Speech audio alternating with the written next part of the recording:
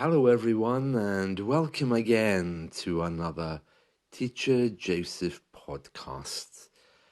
Well, for those of you who listen to this podcast regularly, you'll know that for the last number of days, we've been celebrating different national days from different countries. We've had Flight Attendants Day, and we've had many others. Apparently today is National Drive-Through Day, and that's the day when we celebrate those drive-throughs which they have at fast food restaurants. Now, I'm sure you know them. Those are the kinds of McDonald's that you go to, and you kind of like drive around the block, and in one window, they take your order, and then you drive around and pay for it at the next window and pick up your food. They're very common here, and they're called drive-throughs. They celebrate the fact that we can pick up and eat a meal without having to leave the car. We might take it for granted, but eating in our cars is a privilege that would have sounded crazy 100 years ago. By the way, to take something for granted means to assume it's always been there and not think about it, not to pay it any respect. Sometimes we take our family members for granted when they cook for us. So to take something or someone for granted just means to treat them like they're a piece of the furniture and that perhaps it's something that's borrowed or something that's alive that we generally ignore, which serves a purpose in our lives. We often take technology for granted until such times as it breaks. And then when it breaks, we immediately rush to look at it to see what the problem is. The first ever drive-through opened in Missouri in 1947, and you may think that it was McDonald's, but actually it wasn't. And McDonald's didn't have theirs until 1975.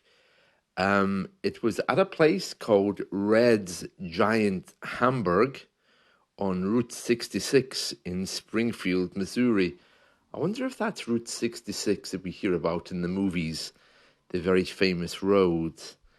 I don't know. The drive-through, the actual system of driving around the restaurant, the drive-through, it became so popular in America that it actually started to influence car design. In 1983, the cup holder started to appear in cars. I've never seen one of those, but then I don't drive, so I'm guessing it's on the dashboard in the car.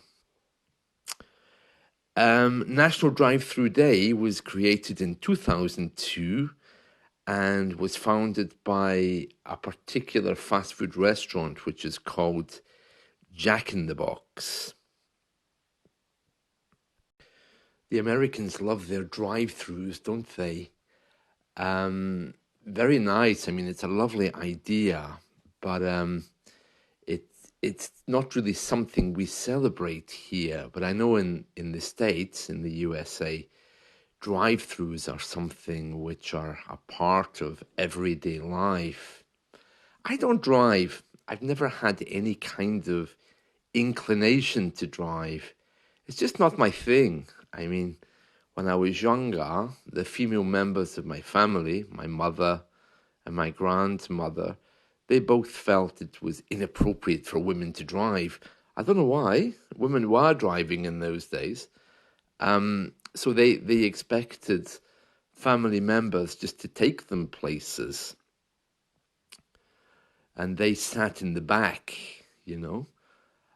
like some kind of famous actress. In fact, my grandmother was so small, I remember once she got in the car and she actually stood on the seat and sat in the back. She was actually sitting on the upper part of the back seat because she was so small. She didn't know that you were supposed to sit on the seat and your head rested on the back part. She was sitting on it. So to escape having that responsibility, I just didn't learn, because I know that if I did, my fate would have been sealed. My fate would have been sealed is an English idiom which means my fate would have been decided. I simply would have become their chauffeurs, and I really didn't want that responsibility. So I didn't learn to drive. And so other members of the family had to ferry them around when they were going to the shops and these things. Anyway, if you are celebrating National Drive-Through Day, which seems such a bizarre thing to celebrate, but if you are, try a new one. Don't just go to your local McDonald's. Try Burger King or Taco Bell. Oh, Taco Bell is delicious. I hadn't heard of Taco Bell before, but then they suddenly, about 5 or 6 years ago, started to appear everywhere around where I live. And they're already very big in America. Americans love Taco Bell. So it was a family member that said to me, "Oh my God, Taco Bell, we have to go there." And we did. It's okay, Taco Bell. So if you find a Taco Bell drive-through, I'd recommend that one. Other ways to celebrate National Drive-Through Day, where you can look for special deals, invite your friends. You can share the date with other national holidays. I mean, it's also National Tequila Day. So you could bring both in together. And it's also National Cousins Day. Oh, well, that really wouldn't work in the UK. We don't generally keep in touch with our families. Did you know that the drive-through format was created for banking services? Yeah, strange, isn't it? And mid-afternoon is the best time to go.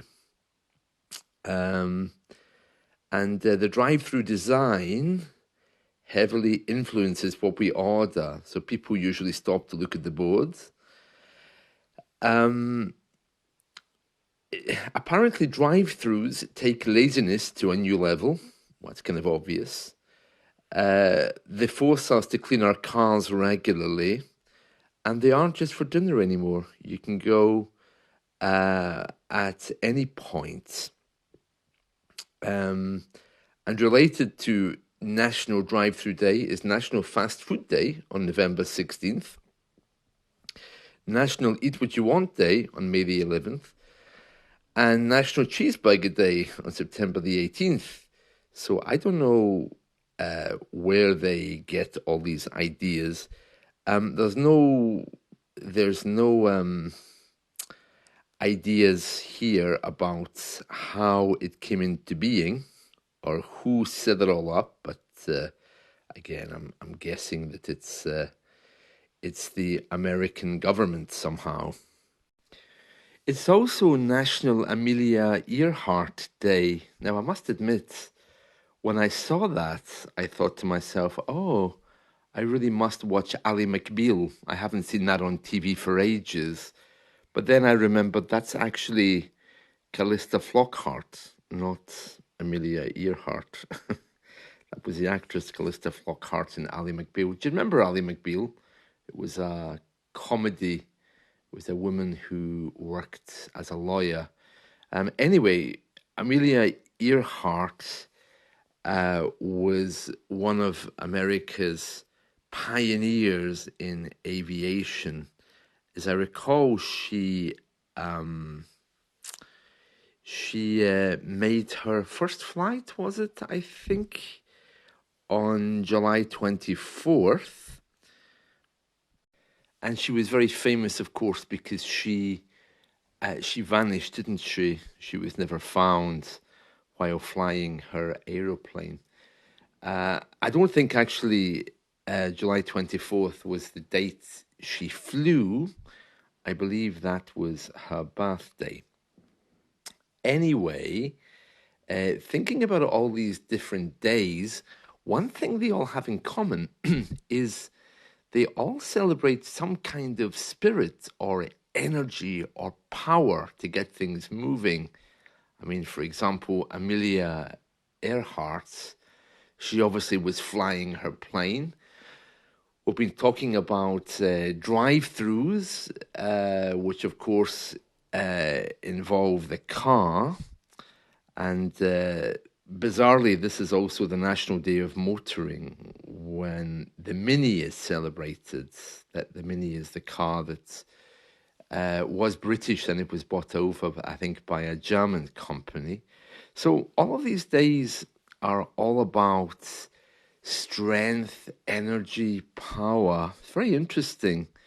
It's also the birthday of Simon Bolivar, who was an influential South American leader who led many of the South American countries to independence. So there's a real pattern there.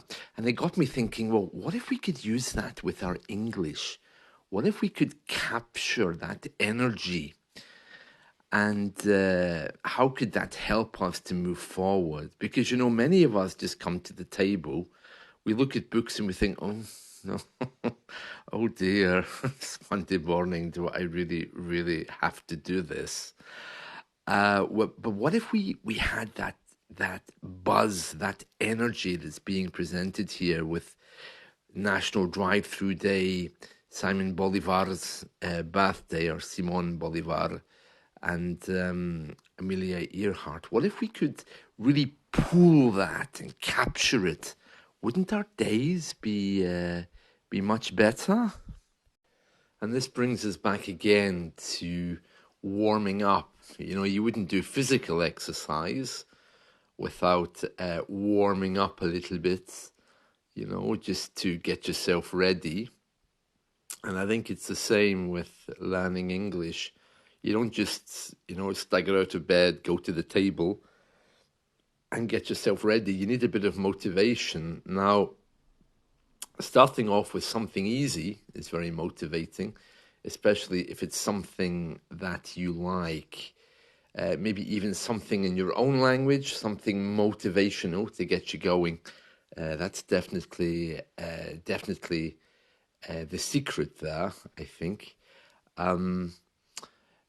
In the same way that I've just mentioned Simon Bolivar or Amelia Earhart or National Car Day, whatever it is, these things create an energy because we've been talking about them. We know that these are kind of strong things in our society, so they create a buzz. And you need to do that with your English as well. One easy way of doing that, and something which I do, is to remember that you're not alone learning English. It's not just you in the stadium battling English to try and learn it. There's many of you. You're all out there.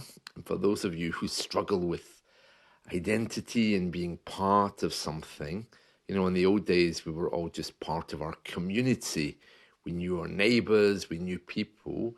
Well, it might help you to remember that you are part of something much bigger, and that is you're part of a large group of people who are learning a language. Everyone's coming at this in different ways. Everyone has their own way to motivate themselves for learning, but you're all there. All different people, but you all have this one thing in common. I was talking to someone the other day, and they were telling me how they really struggle with not being part of something. They really miss being part of a group, or a pack, as we sometimes call it, whether that is a religious group or whether it's a community or a political group. Some people really just don't cope well without that feeling of being part of something. So you are all part of something today. You're all part of a much larger group. Some of you prefer to remain hidden, and others are quite public about the fact that they're learning. As far as I know, there isn't any national association of English learners. There might be in your country, but just to try to find some English people to talk with. As I mentioned a few podcasts ago, if you're ever looking for English speakers, you will always find us in one of the pubs. So if you have an English pub or an Irish pub near you, rest assured there will be English people inside. That's a good place to go. If that's not your thing, I'm sure you'll find an English-speaking church. There's always English-speaking churches in cities around the world, especially in those cities where we had a presence in the past, because the country was a colony maybe or something like that. So that's another thing to check out. But there's always groups, language learning groups as well, especially in countries where there are a high number of people learning, like in the Mediterranean, for example. So that's also worth looking out for. Not a time to be shy. It's a time to capture the moment. So if you are celebrating National Drive-Through Day today, a little tip, tell them you want fries with no salt, and then they'll have to make them fresh for you.